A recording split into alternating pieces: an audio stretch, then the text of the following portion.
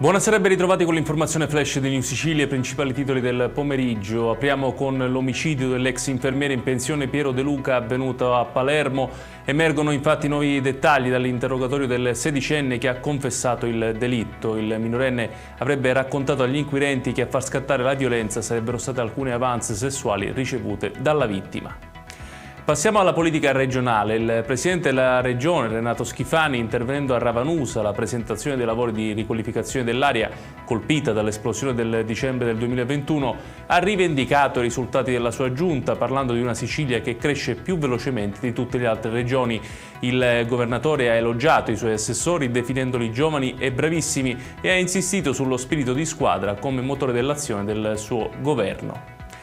Novità sul fronte degli aiuti per il ciclone Harry e per la frana di Niscemi. Palazzo Torlean ha infatti accolto gran parte delle modifiche richieste dagli imprenditori per rendere più semplice l'accesso alla misura di sostegno del Fondo Sicilia che è gestita dall'IRFIS.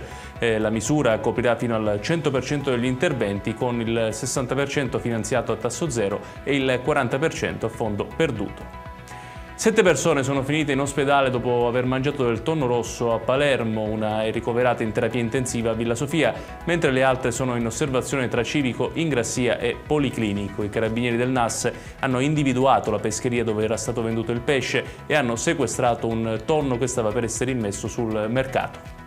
Chiudiamo con il meteo. Domani la Sicilia vivrà un temporaneo peggioramento, sono attese nuvole e piogge in diverse province, soprattutto nella prima parte della giornata. La Protezione Civile regionale ha diramato allerta meteo gialla in 5 province. Secondo gli esperti, i fenomeni più intensi riguarderanno il litorale ionico.